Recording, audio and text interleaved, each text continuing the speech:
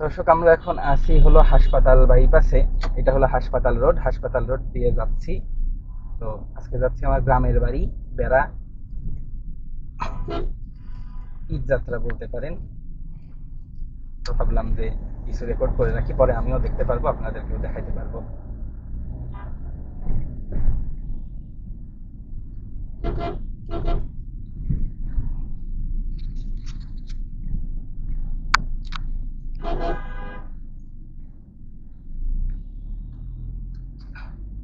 রওনা দেওয়া উচিত ছিল একদম ভোরবেলায় সারি করে, কারণ এখন রাস্তার যে অবস্থা, এই অবস্থায় রাস্তায় গাড়ি চালানো খুবই বিরক্তিকর।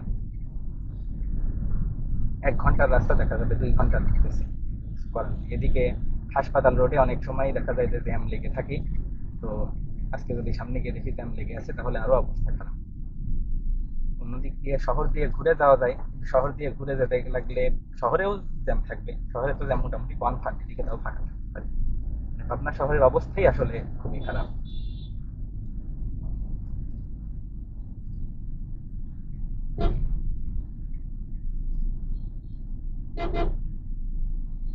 এদিকে জ্যাম ট্যাম লেগে আছে।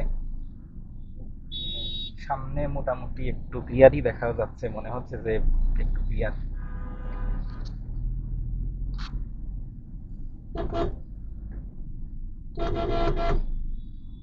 দুই পাশে অটো দাঁড়ায় থাকে, রাস্তা যতটুকু আছে সেটুকু আবার অর্ধেক হয়ে যায়।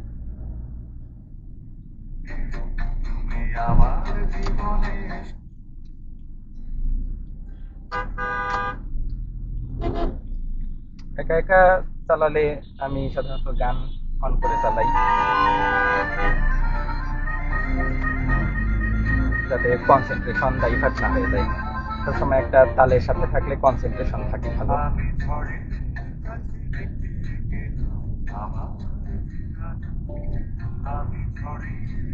দেখা যাক।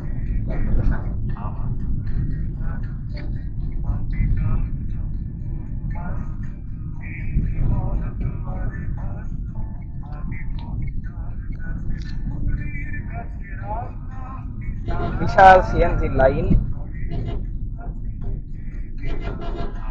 এর মধ্যে দিয়ে ট্রাক, মানে কি একটা অবস্থা রাস্তার বিশৃঙ্খলা দেখতেছে। পিছনে একটা নোয়া গাড়ি।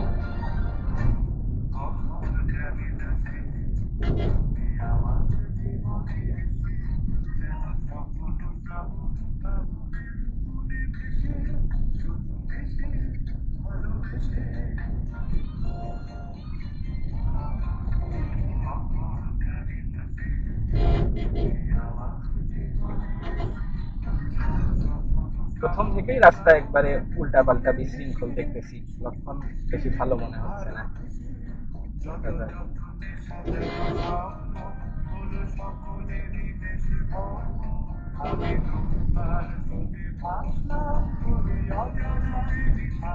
তেলের বিশাল সংকট লাগছে। বিশাল লাইন, মোটরসাইকেলের এই পর্যন্ত লাইন তেলের। আসলে সংকট যেটা নাই, সেটাও এরা নিজেরা নির্বুদ্ধিতার কারণে সংকট করে ফেলবে নিজেরাই, বাঙালিরা এরকম।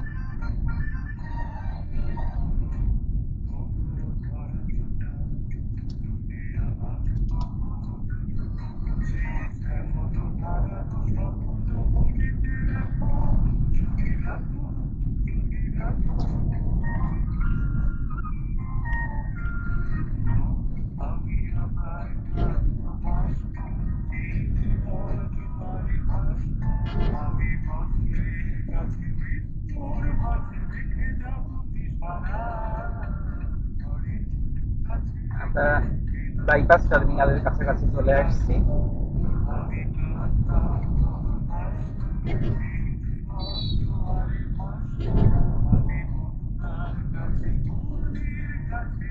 যার যেদিকে ইচ্ছা যাচ্ছে রে ভাই, এদিকে একজন, ওদিকে একজন, ওদিক থেকে আসে একজন, এদিকে ঘুরায় একজন। কি রাস্তা!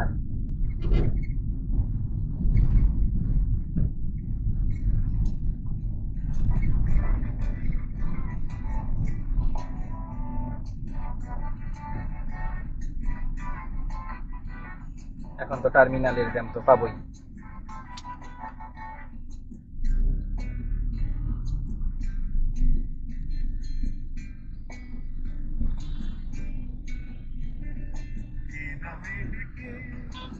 বাংলা স্টারের স্লিপার বাস।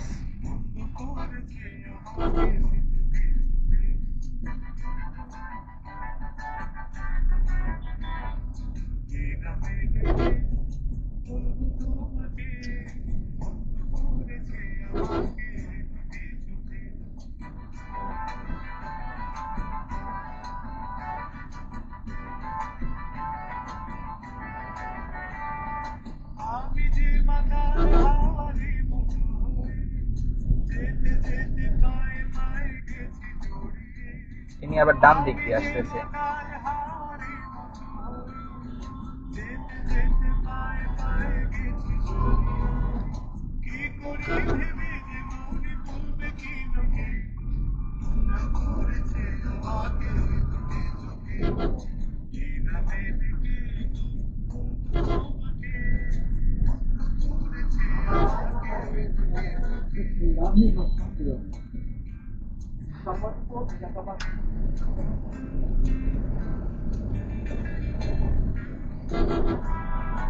এর মধ্যেও একটা রিক্সার একটা অটোকে ওভারটেক করা লাগবে, ওদিকে একটা সিএনজির একটা অটোকে ওভারটেক করা লাগবে। রাস্তা তাহলে ফাঁকা থাকবে কিভাবে?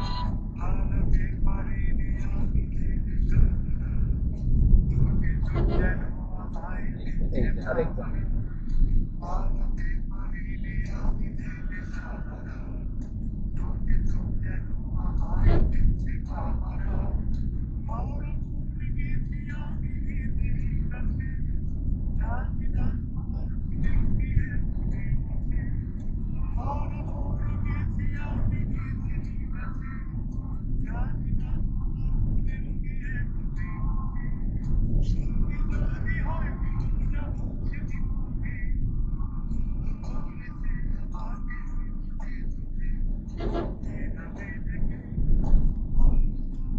আরেকটা কথা, অনেক গাড়িতে মিটার দেখা যায়, আমার গাড়িতে তো মিটার ভেতরে এই জায়গাটায়।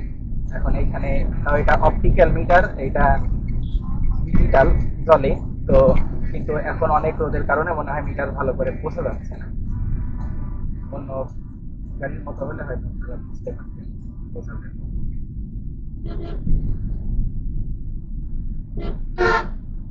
এখন আমরা টার্মিনাল পাস করলাম, টার্মিনাল পাস করতেই প্রায় 15 মিনিট গেছে। আর সামনে প্রযুক্তি বিশ্ববিদ্যালয়।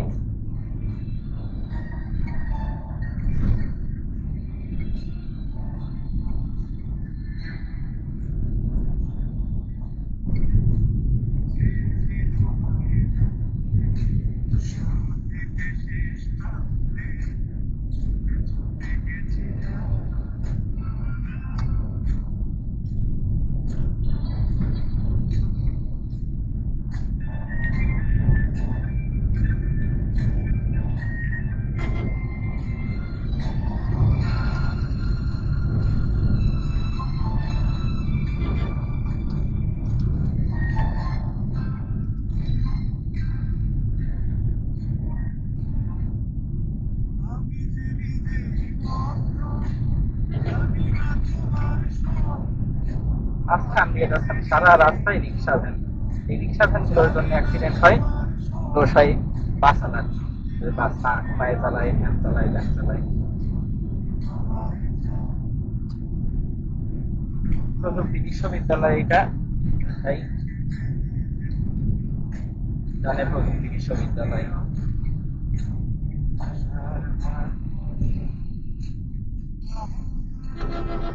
একদম প্রযুক্তি বিশ্ববিদ্যালয়ের গেট।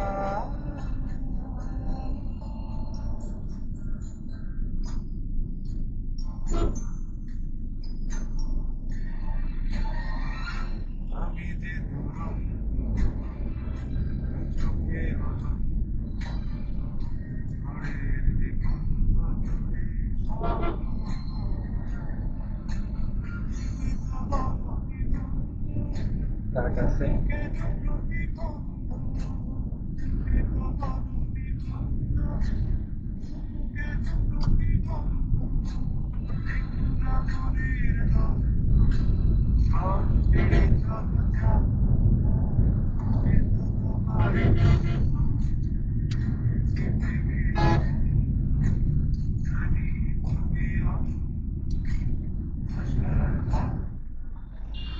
আমরা আছি আতাইগুলায়। আর আতাইগুলায় কিরকম জ্যাম এটা তো বুঝতেই পারতেছেন দেখে। তো জ্যামের জন্য দেখাই নাই সবটুকু। এই পুরা রাস্তা জুড়েই জ্যাম আছে। আমি অলরেডি 7-8 মিনিট মনে হয় হয়ে গেছে এখানে বসে থাকা। ঈদের মধ্যে যে পরিমাণ জ্যাম থাকে। সামনে একটা আর্মির গাড়ি আছে, ভাবছিলাম আর্মির গাড়িটাকে ফলো করবো, কিন্তু তারপরেও মাঝখানে ভ্যান মোটরসাইকেল এসব ঢুকে পড়ছে। ভাবলাম আর্মির গাড়ির পিছনে পিছনে থাকলে যদি একটু ভায়োলেশন কম হয়, মানুষজন যেভাবে ঢুকে দেয় মাঝখান দিয়ে। এখন একটু যেন সারা সারা হচ্ছে, দেখি যাইতে থাকি।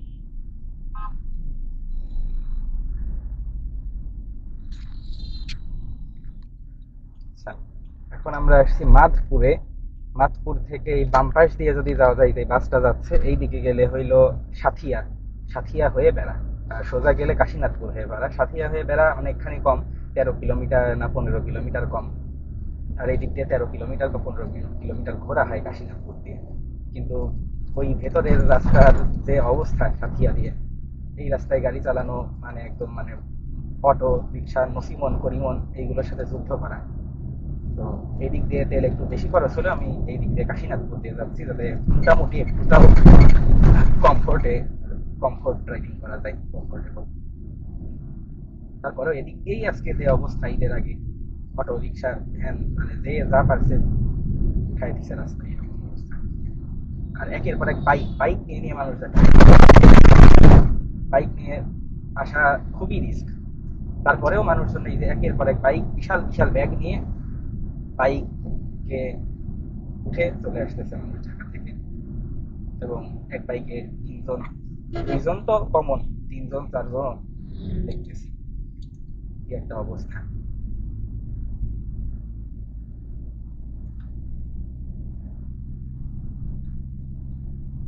এদিকে একদম কাঠ ফাটা রোদ পড়ছে। কাঠ ফাটা রোদেও অবস্থা খারাপ।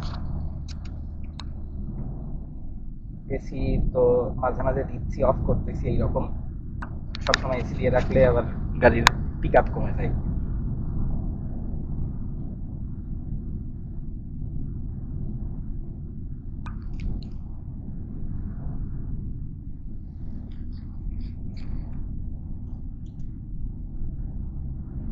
এখন স্পিড আছে 64 দেখাচ্ছে।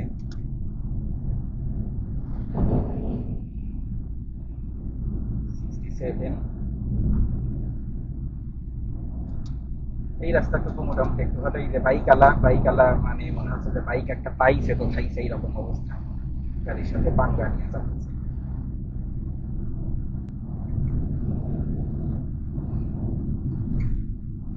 এখন স্পিড 85 দেখাচ্ছে।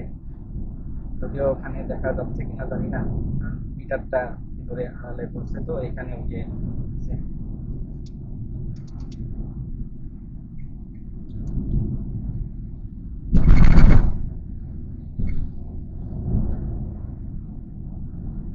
সাইড দিয়ে দিল, ভালো আছে।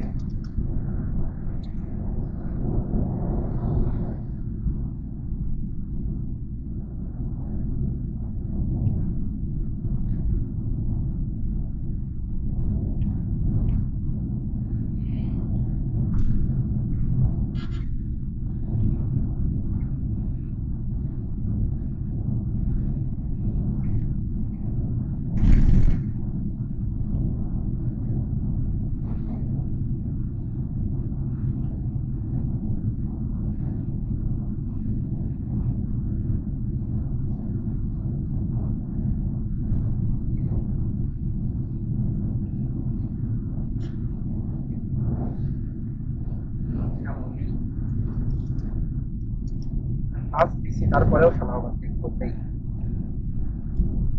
এমন লাগে।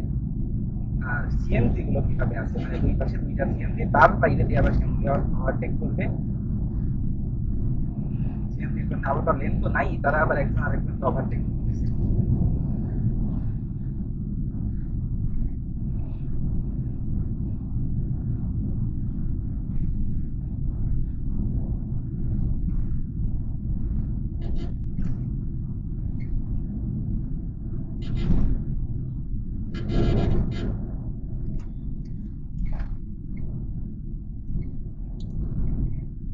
এখানে আমরা, এটা মনে হয় বনগ্রাম। নবগ্রাম আসলাম। এই যে মোটরসাইকেল একদম মরতেছিল, কি বলবো।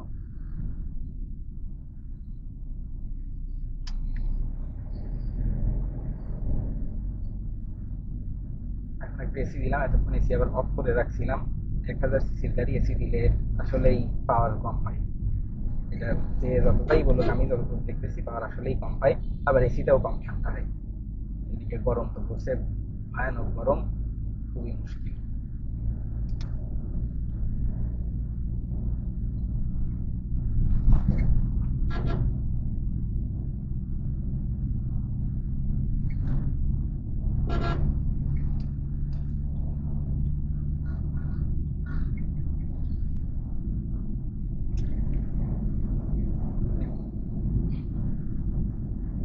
হাইওয়ের সবচেয়ে মনে হয় দুর্দান্ত একটা জিনিস হলো এই মুরগির ট্রাক।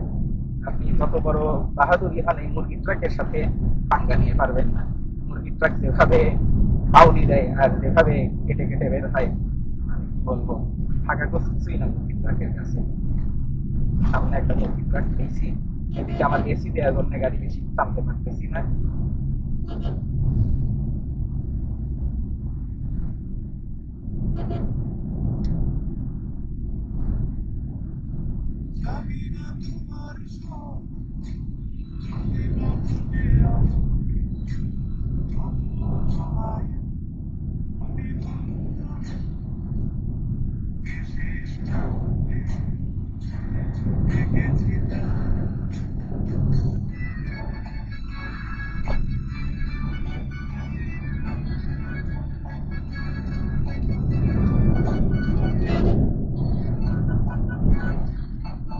এটা হলো আমার মেজো আপার পছন্দের গান।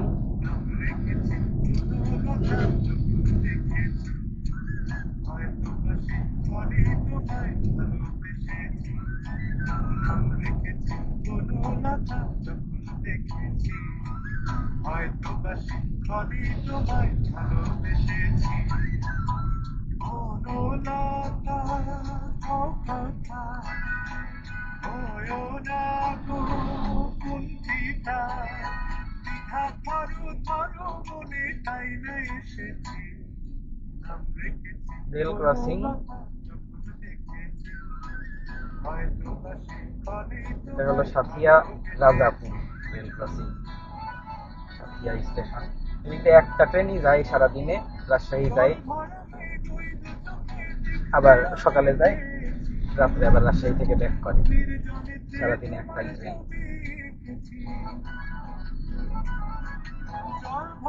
আমার পিছনে 2-3টা ট্রাক, সামনে 2-3টা ট্রাক, ট্রাকের কি রাজত্ব।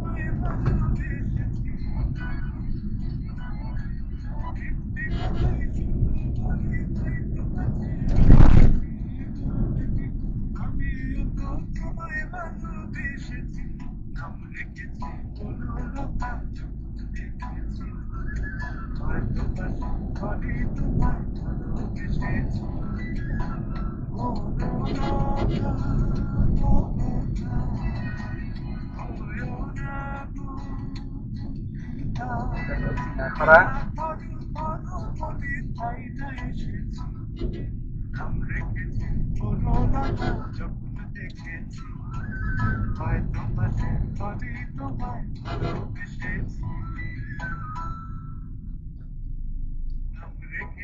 বনলতা যখন দেখেছি, হয়তো বা সেখানে তোমায় ভালোবেসেছি।